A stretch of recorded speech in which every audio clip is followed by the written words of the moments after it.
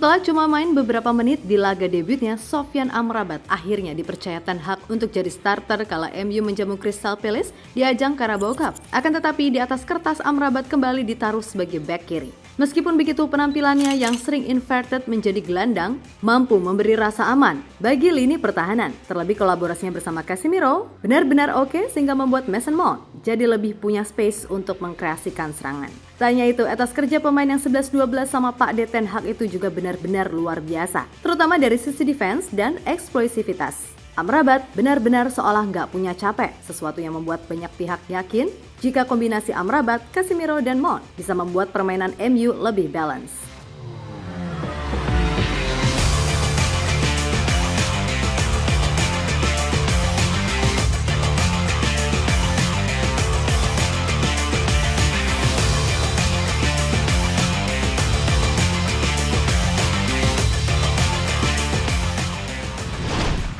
Sofyan Amrabat akhirnya bisa merasakan gemuruh Old Trafford. Setelah sempat tertunda karena cedera dan break internasional, pemain asal Maroko ini bisa tersenyum lega. Terlebih debutnya sebagai starter kali ini diakhiri dengan kemenangan 3-0 atas Crystal Palace di ajang Carabao Cup.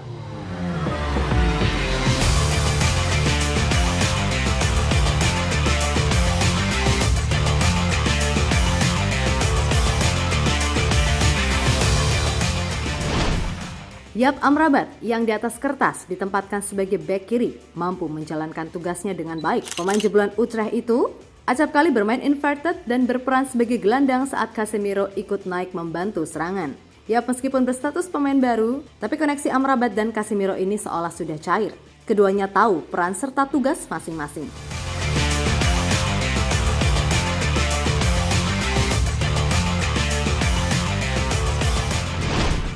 Lebih lanjut, secara khusus, penampilan Amrabat di laga ini terbilang sangat memuaskan. Ia jadi penghubung antar lini melalui passing-passing akuratnya. Kemudian saat defense, ia sama sekali tangguh. Tanya itu, staminanya pun mantap. Bahkan terlihat dari heatmap.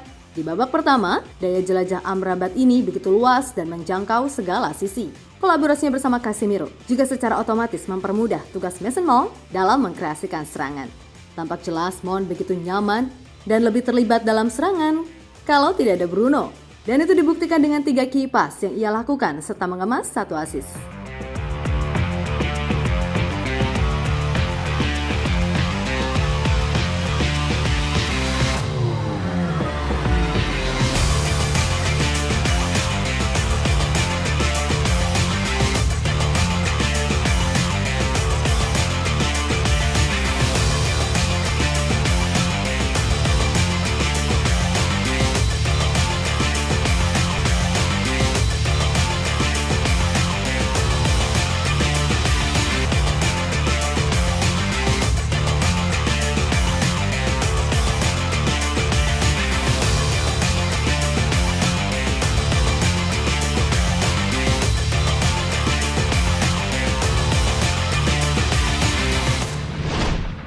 Sementara usai laga, Erik ten Hag memuji atas kerja Amrabat, di mana sang menir senang betul punya pemain seperti Amrabat yang mahir bermain di segala posisi.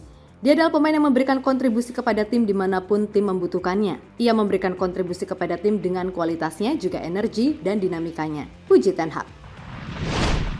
Di sisi lain, Amrabat sendiri mengaku tak keberatan bermain di posisi manapun, kendati sebenarnya ia lebih nyaman sebagai gelandang. Karena baginya yang terpenting adalah ia bisa membantu tim meraih kemenangan. Saya bermain di mana pelatih membutuhkan saya. Saya lebih suka bermain di lini tengah, tetapi saya bermain di tempat yang dia butuhkan. Jelas bahwa United adalah klub besar dan kami perlu menang. Pelatih mengatakan kami harus menang setiap hari, ucap pemain asal Maroko tersebut.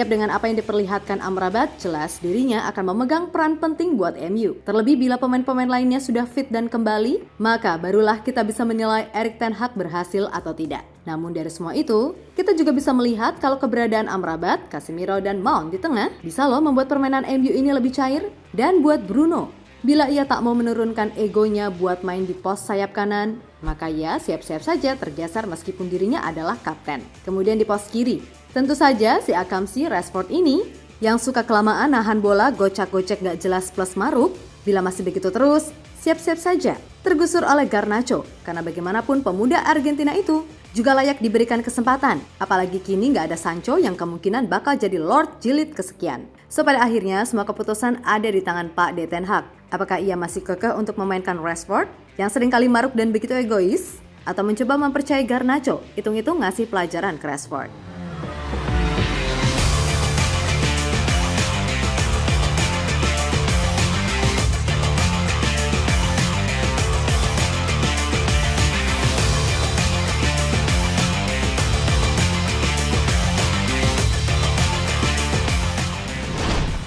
Lalu Bruno, emang ini pemain kalau moodnya bagus adalah one of the best midfielder di dunia. Tapi kalau udah emosi, wah isinya ngamuk-ngamuk dan ngoceh-ngoceh gak jelas. Plus banyak drama yang ujung-ujungnya kartu. Terlebih, kalau Bruno masih mempertahankan egonya, yang bakal jadi korban jelas Mason Mount. Padahal sudah jelas rencana Ten Hag membeli Mount adalah untuk menaruhnya di posisi nomor 10. Untuk itu gimana nih fans MU yang sentosa? Cadangkan Rashford Bruno dulu? Atau tetap mempertahankan mereka di line up? Dengan resiko ya seperti yang sudah-sudah. Sirkulasi bola lambat, banyak dribble nggak jelas, dan menang serasa sulit. Tulis ya di kolom komentar.